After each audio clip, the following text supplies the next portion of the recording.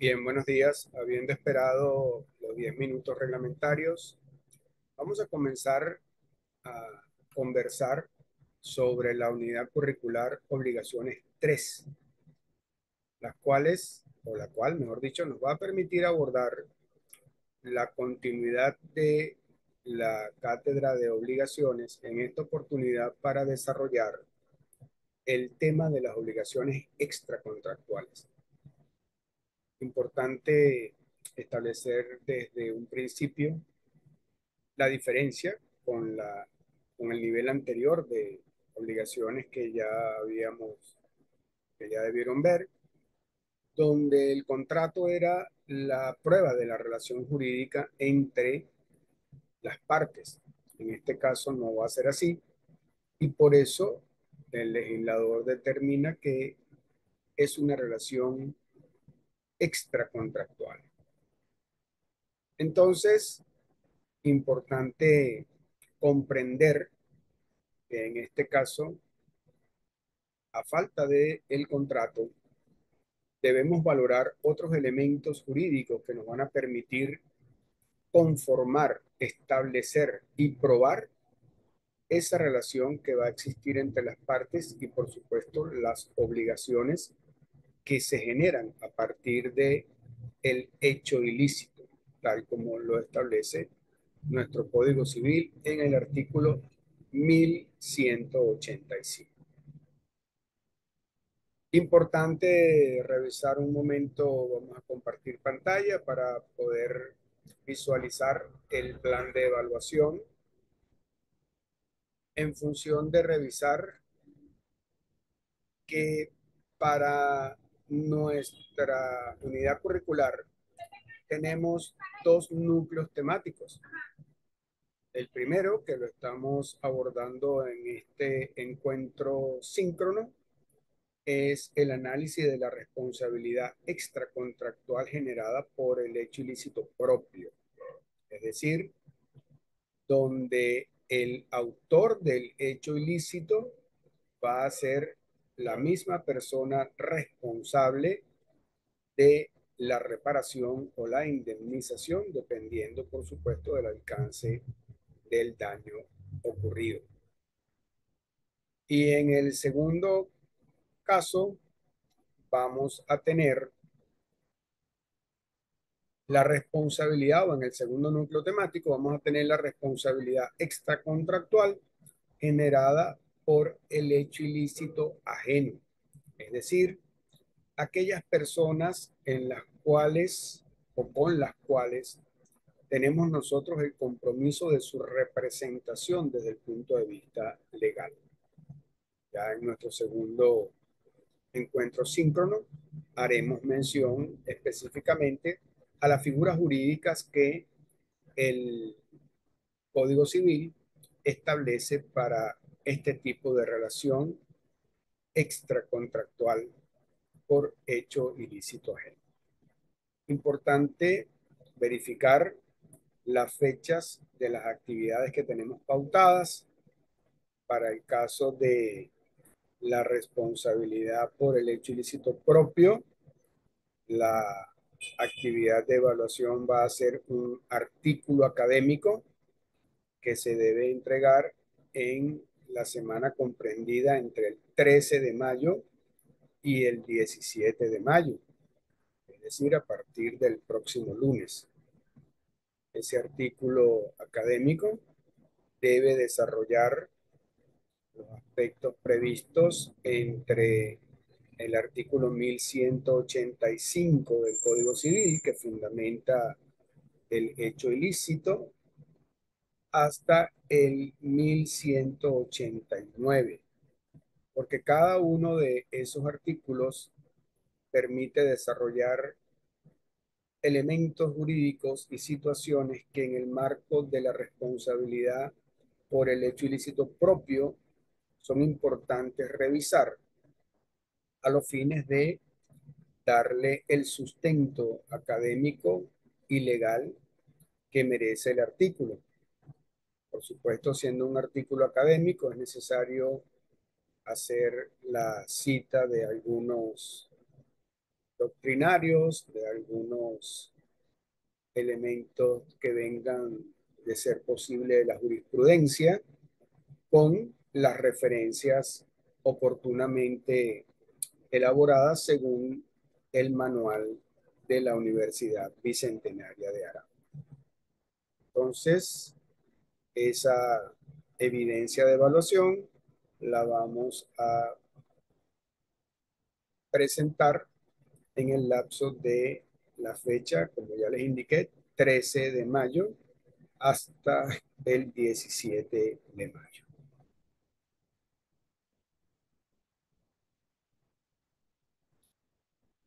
¿A qué nos vamos a referir dentro de ese artículo académico?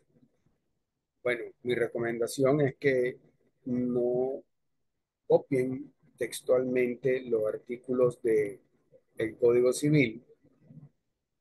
porque de alguna manera no hacemos nada con volver a traer las disposiciones del legislador venezolano a un trabajo de investigación sin nutrirlo con elementos que vengan del análisis del contenido de cada uno de esos artículos. Por lo tanto, la invitación es a que dentro de la redacción de este artículo académico podamos entonces asumir el análisis de cada una de estas disposiciones legales, como les dije, entre el 1185 del Código Civil y el 1189, donde vamos a poder observar y conocer todas las disposiciones vinculadas al hecho ilícito propio dentro de la responsabilidad extracontractual. Importante comentar que debido a la técnica legislativa de nuestros legisladores, en el artículo 1185 vamos a encontrar en su primer párrafo la definición del hecho ilícito, la definición jurídica del hecho ilícito, para que nos sirva de orientación en el alcance de lo que comprende la culpa dentro de la posibilidad de señalar jurídicamente a quien tenga la obligación, en este caso el mismo autor, de reparar el daño causado. Importante comprender entonces que el que con intención, por imprudencia o por negligencia ha causado un daño a otro debe repararlo. Esa es la disposición que establece nuestro legislador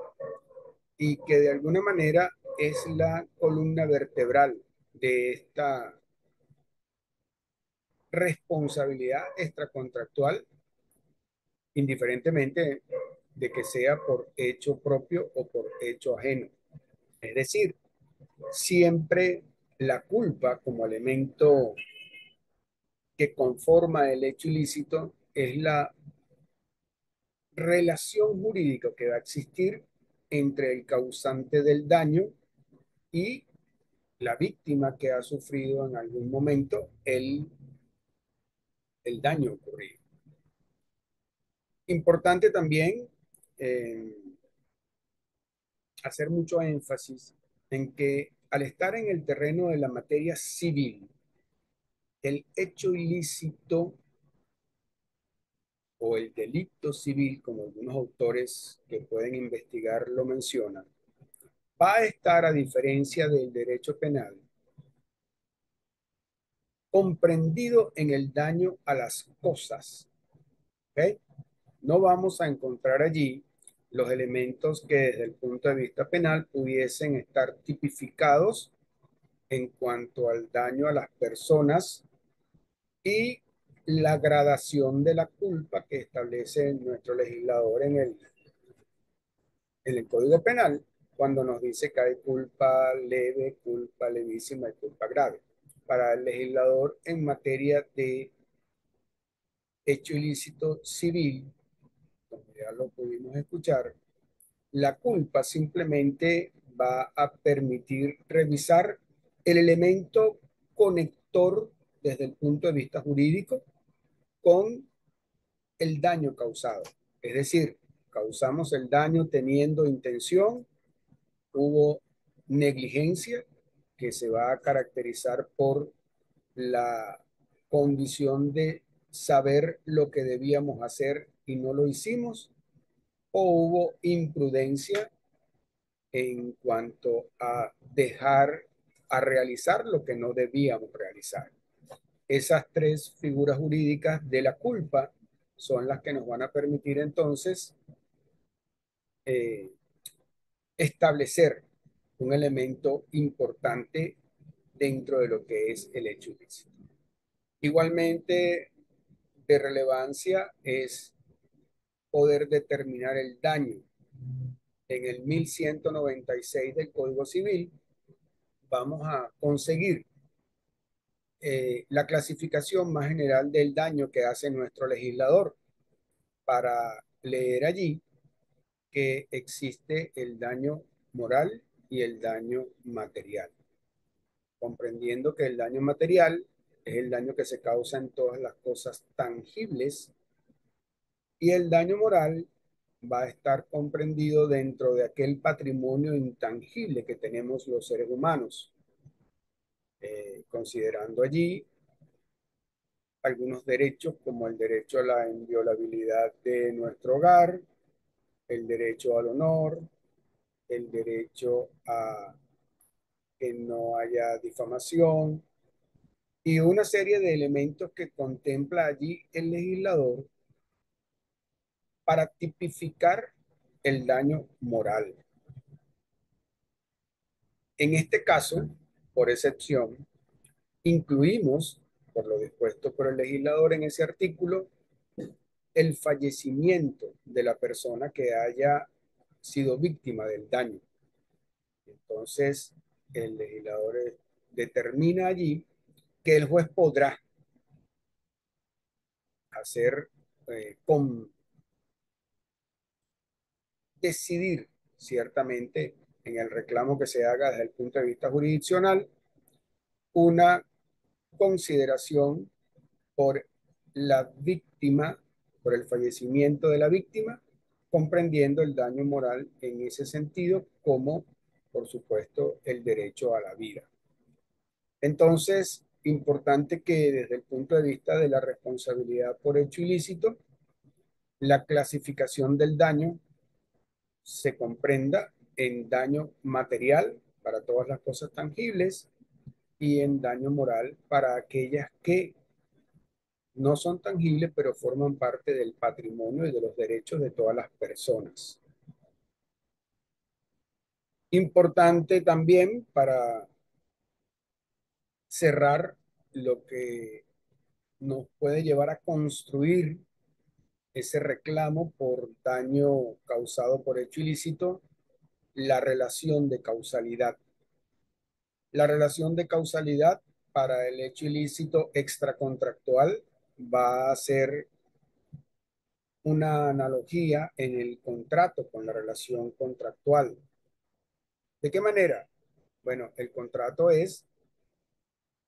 la prueba de la relación que hay entre las partes para tener un vínculo jurídico. En el caso del hecho ilícito, la relación que surge por la transgresión de una norma de carácter general va a tener efecto dentro de las partes cuando ocurre un hecho que las conectas. Y a ese hecho lo vamos a denominar relación de causalidad. Les doy un ejemplo. Eh, Todos los días ocurren miles de accidentes de tránsito. Accidentes de tránsito son considerados hecho ilícito en materia de tránsito. Es decir, se asume su responsabilidad desde la perspectiva de la responsabilidad extracontractual, comprendiendo que no hay nadie que tenga un contrato para tener un accidente de tránsito con otra persona. Entonces, ese ejemplo nos lleva a nosotros a comprender que el hecho ilícito va a estar integrado por elementos que nos permiten conformar, ¿sí? Una estructura jurídica que inicialmente va a ocurrir a partir de el daño, bien material o moral, la culpa, cuando hablamos de los elementos que nos dice el legislador en el 1185, y la relación de causalidad partiendo de qué es lo que ha ocurrido, cuáles son los hechos que de alguna manera caracterizan esa relación extracontractual que ocurrió entre las partes y que generó un hecho ilícito. Eh, Desglosado este constructo de lo que viene a ser el hecho ilícito, resulta también importante, como les comentaba al inicio, verificar dentro de lo que son los artículos siguientes a el 1185 las características que pueden surgir para modificar de alguna manera esa responsabilidad que es necesario probar cuando estamos en presencia de un hecho ilícito en materia de hecho propio. Igualmente, es importante al abordar el segundo núcleo temático tenerlas presentes dentro de lo que es la responsabilidad por hecho ilícito ajeno. Dicho esto, va a conformarse realmente la posibilidad de establecer los elementos jurídicos suficientes para redactar un libelo de demanda que permita a la víctima obtener un fallo con lugar en función de si el daño puede ser reparado, y vamos a comprender la reparación del daño como la oportunidad de volver lo dañado a su estado antes de ocurrir el daño en constitución y funcionamiento, o la indemnización, comprendiendo esta última como la retribución del valor pecuniario del objeto que se ha dañado o del bien jurídico material que se ha dañado en virtud de no poder ser reparado. Y para esto entonces vamos a necesitar auxiliarnos bien de dos elementos que determinan ese valor. En primer lugar, el precio de mercado, si es un objeto que aún está en circulación dentro del mercado. Entonces vamos a poder tener la oportunidad de revisarlo, de ver cuál es el valor promedio que puede tener en el mercado, y eso va a determinar la cuantía en nuestra pretensión jurisdiccional en el nivel de la demanda. En caso de ser un objeto único y que ya no esté dentro del mercado, entonces necesitaríamos la experticia como elemento jurídico que nos va a permitir determinar el valor de ese bien para poder sustentar la demanda y que nuestro nivel cumpla entonces con el criterio de competencia con respecto a la cuantía, y saber entonces cuál es el tribunal ante el cual podemos hacer el reclamo del daño sufrido por hecho ilícito. Importante dentro de este conversatorio comprender que el fin último que establece nuestro legislador en materia de hecho ilícito es la reparación o indemnización del daño, entendiendo que no hay un contrato y que no va a haber cláusulas que vayan más allá de volver a restituir el bien material dañado o la indemnización, como ya les comentaba, por el valor total de mercado o mediante experticia que podamos entonces determinar para probar, para que se convierta en la prueba que dentro de la acción jurisdiccional podemos enunciar en nuestro libelo de la demanda. Importante que dentro de las referencias que podamos tomar en cuenta para sustentar desde el punto de vista doctrinario lo que corresponde al hecho ilícito propio en materia extracontractual, pues inicialmente, como siempre lo digo, nuestro Código Civil vigente, donde, les repito, en este caso debemos revisar entre el artículo 1185 y 1189. Pero además tenemos toda una serie de autores que podemos consultar, igual sentencias que estén enmarcadas dentro de de algunos criterios que los tribunales hayan fijado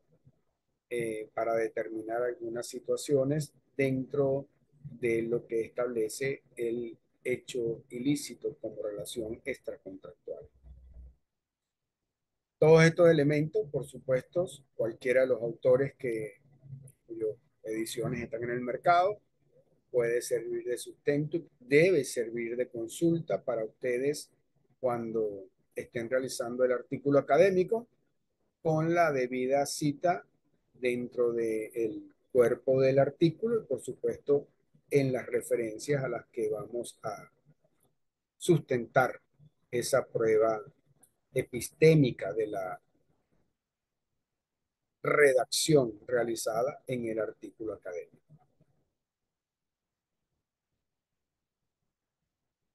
En este momento revisamos nuevamente, no tenemos conectado a ninguno de nuestros participantes y habiendo agotado entonces una orientación, en este caso general,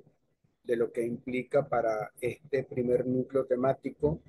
de la responsabilidad por hecho ilícito propio, me despido quedando a sus órdenes para cualquier